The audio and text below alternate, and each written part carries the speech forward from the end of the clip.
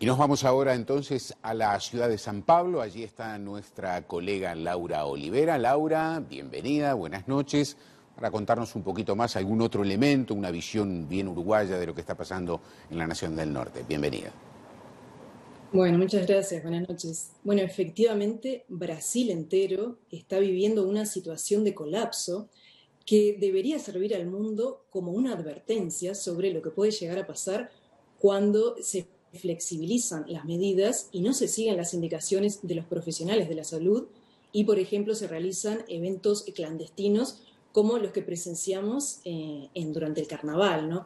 Actualmente, ningún otro país del mundo se está enfrentando con números récord de muertes como lo está haciendo Brasil. Tenemos un promedio de 1.540 muertes por día, la mayor cifra en toda la pandemia, incluso habiendo llegado hace un par de días atrás a 1.910 fallecidos en tan solo 24 horas, superando incluso a Estados Unidos. Y el panorama no es para nada alentador. Se prevé que las muertes totales a lo largo de toda la pandemia aquí en Brasil alcancen los 500.000 fallecidos. Ya como escuchábamos recién en el informe, pasamos la mitad de esta cifra, 260.000 muertes. Y este aumento de muertes es realmente muy preocupante. De hecho, cada 45 segundos muere un brasileño por COVID-19. Es como si se estrellaran 5 aviones por día sin ningún sobreviviente. Claro. Por otro lado, estamos enfrentando también un sistema de salud al borde de colapsar, al contrario de otras naciones que también fueron duramente afectadas por la pandemia, como por ejemplo China, que hoy viven una situación prácticamente normal. De hecho, en China ayer no se registró ningún caso nuevo de COVID-19 ni ningún deceso. Bueno, Brasil, por su lado, está haciendo frente a una situación crítica con 13 de los 27 estados del país, con una ocupación hospitalar por encima del 90% y 8 sobre el 80%. Claro. Varias capitales de estos estados Laura, enfrentando colapso total. Laura, un par de consultas.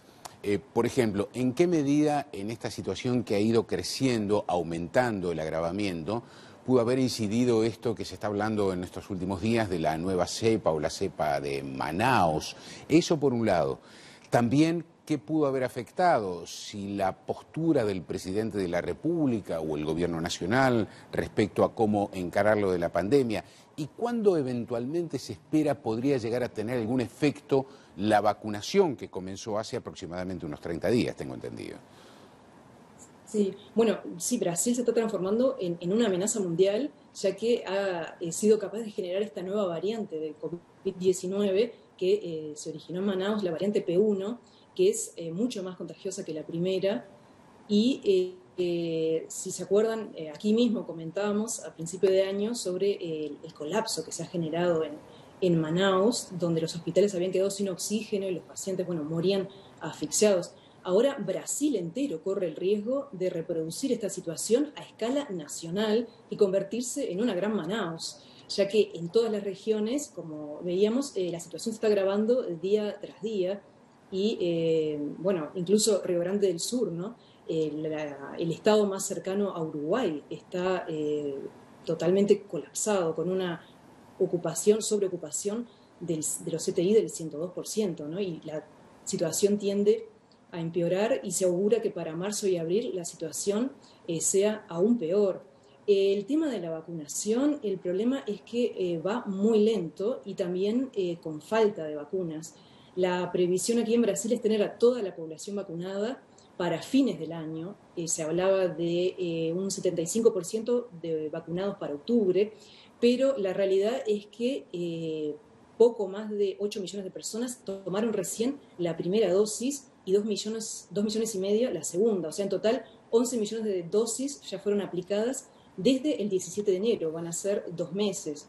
Entonces, también estamos hablando de una población de Brasil de 200 millones de habitantes y de una vacunación al tan solo el 5% de estas personas. Bien. Y tan solo poco más del 1% ha recibido las 2 dosis, o sea que se podría decir que están efectivamente inmunizadas. Y bueno, el problema ahora, el mayor problema, es la falta de vacunas que bueno, se espera que recién el segundo semestre lleguen más vacunas, las vacunas de Pfizer, de Sputnik, Oxford, y también más dosis de la vacuna Coronavac, que es la que se está produciendo aquí en San Pablo, en el Instituto Butantan, que está trabajando duramente las 24 horas por día produciendo vacunas. Bien, para satisfacer la demanda de toda la población, porque de hecho 9 de cada 10 vacunas son generadas por insumos de China, ¿no? La vacuna Coronavac. Laura, muchísimas gracias por toda esta información muy clara, muy precisa, por cierto, y me quedé con este último dato de que no hay vacunas allá, acá hay, pero todavía viene lenta la vacunación. Muchas gracias por la información, estaremos en contacto en cualquier momento. Muchas gracias. Daniel Castro sigue con más información en Telenoche.